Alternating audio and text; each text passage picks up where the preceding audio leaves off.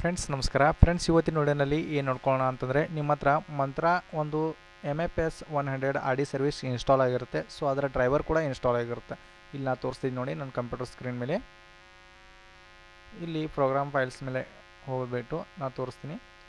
Already ಇಲ್ಲಿ ನೋಡ್ಕೊಳ್ಬೋದು ಮಂತ್ರ registered device service production version ಇದೆ. ಸೊ ಕೆಳಗಡೆ MFS100 ಡ್ರೈವರ್ ವರ್ಷನ್ ಇದೆ.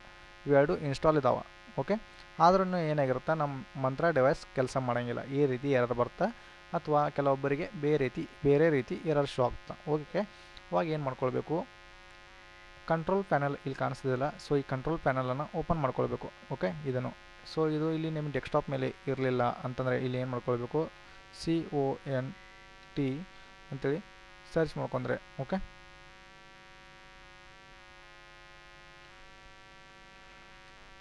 ಇಲ್ಲಿ ಕಂಟ್ರೋಲ್ ಪ್ಯಾನಲ್ ಅಂತೇಳಿ ಒಂದು ಆ್ಯಪ್ ಶೋ ಆಗ್ತದೆ. ಸೊ ಅದರ ಮೇಲೆ ಕ್ಲಿಕ್ ಮಾಡ್ಕೊಳ್ಬೇಕು. ಕ್ಲಿಕ್ ಮಾಡ್ಕೊಂಡಾಗ ಇಲ್ಲಿ ಏನು ಮಾಡ್ಕೊಳ್ಬೇಕು, ಟೈಮ್ ಅಂತೇಳಿ ಸರ್ಚ್ ಮಾಡ್ಕೊಳ್ಬೇಕು ಸರ್ಚ್ ಆಪ್ಷನ್ನಲ್ಲಿ. ಓಕೆ, ಇಲ್ಲಿ ಸೆಕೆಂಡ್ ಒಂದು ಆಪ್ಷನ್ ಇದೆಯಲ್ಲ, ಸೊ ಇದರ ಮೇಲೆ ಕ್ಲಿಕ್ ಮಾಡ್ಕೊಂಡು ಇಲ್ಲಿ ನಿಮ್ಮ ಟೈಮ್ ಜೋನ್ ಏನಿದೆ ಅಂತೇಳಿ ನೋಡ್ಕೊಳ್ಬೇಕು.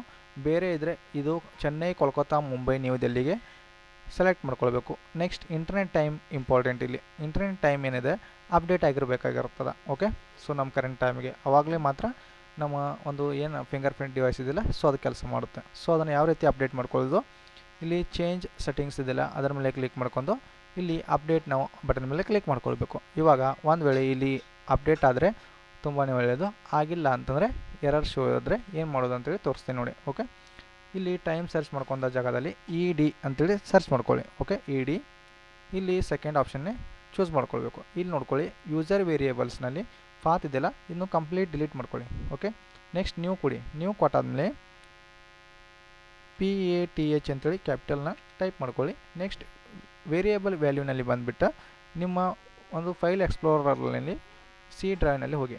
ಓಕೆ, ಇಲ್ಲಿ ಪ್ರೋಗ್ರಾಮ್ ಫೈಲ್ಸ್ ಮೇಲೆ ಕ್ಲಿಕ್ ಮಾಡ್ಕೊಂಡು ಮಂತ್ರ ಇದೆಯಲ್ಲ, ಸೊ ಇದ್ರ ಮೇಲೆ ಕ್ಲಿಕ್ ಮಾಡ್ಕೊಳ್ಳಿ. ಆಡಿ ಸರ್ವಿಸ್ ಮೇಲೆ ಕ್ಲಿಕ್ ಮಾಡ್ಕೊಂಡು MFS100 ಇದೆಯಲ್ಲ ಅದರ ಮೇಲೆ ಡಬಲ್ ಕ್ಲಿಕ್ ಮಾಡ್ಕೊಂಡು ಇಲ್ಲಿ ಕಂಟ್ರೋಲ್ ಏನಿಂದ ಎಲ್ಲನೂ ಸೆಲೆಕ್ಟ್ ಮಾಡ್ಕೊಳ್ಳಿ. ನೆಕ್ಸ್ಟ್ ಇಲ್ಲಿ ಅಡ್ರೆಸ್ ಬಾರ್ನಲ್ಲಿ ಒಂದು ಸಾರಿ ಕ್ಲಿಕ್ ಮಾಡ್ಕೊಂಡ್ರಿ ಅಂತಂದರೆ ನಮ್ಮ ಒಂದು ಪಾತ್ ಕಾಪಿ ಆಗ್ತದೆ, ಕಂಟ್ರೋಲ್ C ಕಾಪಿ ಮಾಡ್ಕೊಂಡಾಗ. ನೆಕ್ಸ್ಟ್ ಈಗ ಪಾತ್ ಬಂದುಬಿಟ್ಟು ವೇರಿಯೇಬಲ್ ವ್ಯಾಲ್ಯೂನಲ್ಲಿ ಪೇಸ್ಟ್ ಮಾಡ್ಕೊಳ್ಬೇಕು ಕಂಟ್ರೋಲ್ V. ಓಕೆ, ನೆಕ್ಸ್ಟ್ ಏನು ಮಾಡ್ಕೊಳ್ಬೇಕು, ಸಿಂಪಲ್ಲಾಗಿ ಓಕೆ ಹಿಟ್ ಮಾಡ್ಕೊಳ್ಬೇಕು.